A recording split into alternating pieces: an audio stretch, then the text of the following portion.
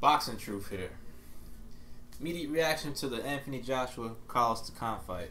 Just some post-fight thoughts. Carlos Takam is the GOAT. Should have lasted the distance of Anthony Joshua. Was robbed that opportunity. He was going to lose the fight, but he really gave a good game effort. Showed his craft, showed his experience. Really gave Joshua a tough fight, considering. He's a crafty guy, seasoned veteran, understands distance, but the Achilles heel when it comes to Takam and why he was such a big underdog and why he really could have won this fight, it's his offense. He's just not great offensively. Doesn't really have much in his arsenal offensively to really be much of a big threat to Anthony Joshua. And now is the difference. He has the experience. He's got the craftiness. He understands distance, how to stay at a certain range. But when he was on the inside, that's what he was physically outgunned. Joshua was having trouble in the early rounds of the fight. He was dealing with Takam's rhythm. Couldn't really land any clean punches because Takam was staying at a certain range where he's safe. But the problem is when he was at that range, he couldn't really do much offensively. He won at least 2 rounds in the fight. Was able to land some shots, was able to survive, and able to take Joshua to the deep waters. That was his plan, to try to take him to the deep waters, see if Joshua could swim with the sharks. And you see Joshua's vulnerabilities. His stamina issues are continuing. He looked pretty gassed, a little tired in the middle rounds of that fight. Maybe it has to do with his physique, maybe carrying all that muscle mass. I mean, he looks like a bodybuilder with boxing gloves. Maybe having that type of physique is not really ideal when it comes to this sport. It's not about how strong you are. It comes down to skills and heart and will and conditioning when it comes to boxing. That's what wins fights. Not strength and power alone. You gotta have other characters along with it in that boxing ring.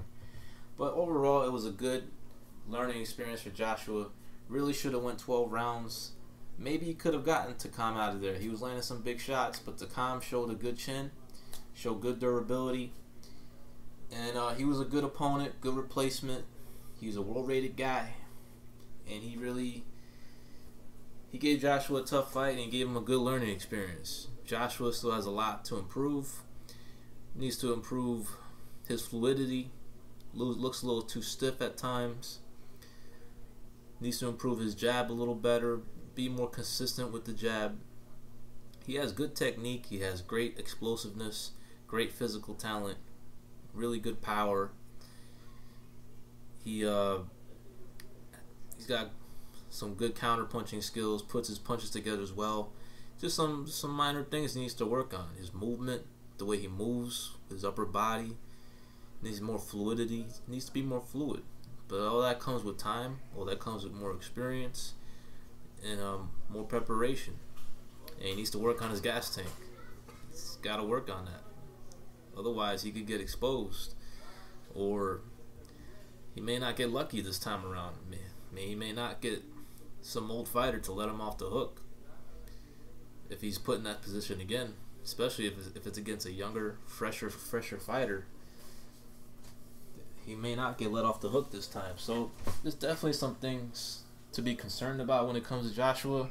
He's a vulnerable guy, but he's considered the man in the division until and when Tyson Fury comes back. Now, the plan's already set in motion for 2018. It was a decent fight with Takam. He's gotten through the fight. Perhaps broke his nose. But he'll be back in early 2018, and they're looking at 3 fights, and that's 3 more pay-per-views when it comes to an Anthony Joshua fight. Eddie Hearn has mapped out the plan. Joseph Parker, they want ideally first. Then they're going to go after Wilder in the summer for Wembley. And the big one in late 2018. That's going to be Tyson Fury. If Tyson Fury can get his license back, whether he's going to go elsewhere to get his license. Don't know what the deal it is with the BBC. Still no word on the hearing. So the future is mapped out. It's going to be interesting. It's going to be an interesting few months down the road for Joshua. His television deal in American broadcasting deal. He only has one more fight with Showtime. Then it's going to be a huge bidding war between the American networks, between HBO and Showtime, for Anthony Joshua's services. Joshua's team are going to have a decision to make. They're going to go with, obviously, the best deal, but it could mean a delay in the Wilder fight if he chooses HBO. So let's see where Joshua takes it from here. Joseph Parker could be next. Perhaps a mandatory for the WBA could be next. Maybe David Haye if he beats Tony Bellew. Maybe somebody else. Maybe he comes abroad, comes to the U.S. to fight Jarrell Miller. But it seems like from that post-fight interview, Eddie Hearn is content with staying in the U.K. He's banking with these Anthony Joshua events. The numbers that they're doing right now is just not enough. I mean, it's just too much for them to go over to the U.S. and try to rebuild over there and try to make him a star over there when they already got this type of viewership and numbers that they're doing in the U.K. But an okay performance from Joshua. He fought at a distance too much. All he really had to do was get on the inside against Takam, and he possibly would have had more success offensively. Maybe could have hurt him a little more, maybe dropped him a couple more times. It was a bullshit stoppage, of course. Forgot to talk about that. Very weak stoppage, and that's what's killing boxing. These weak stoppages. It's not just bad scorecards, but weak stoppages really fucking piss me off. And it's been happening consistently throughout this whole year. That's been the downside to the sport. There's been some good fights, great fights being made, but the officials are killing the integrity of the sport. It's not the bad scorecards. It's the bad stoppages, because bad stoppages really impact the result of the fight. Imagine had Joe Cortez stopped the Pacquiao-Marquez first fight after that third knockdown. Some referees would have stopped the fight. And imagine if Joe Cortez stopped the fight. There would have never been a 4-fight series between the two.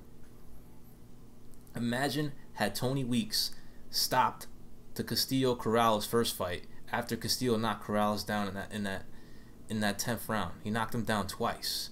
Some referees would have stopped it, and we would have never seen this dramatic comeback that Corrales pulled off. Weak stoppages, bad stoppages are hurtful to boxing because they take away the real result from the fight. I'm not saying Takam would have came back, landed a haymaker, or possibly chinned Joshua in the next round. Maybe Joshua could have stopped Takam in the next round. He was having some success. But Takam fought very well, deserved a chance to finish the fight, deserved a chance to see if he could go out on his shield and be the first to go the distance with Anthony Joshua. He deserved that much, but he wasn't given a chance. Another bullshit stoppage added to the list for boxing in 2017. All good for Takam. He's a multi-millionaire, laughing all the way to the bank, and it was almost the GOAT tonight by almost lasting the distance. Maybe would have lasted distance against Anthony Joshua. This is Boxing Truth. I'm out.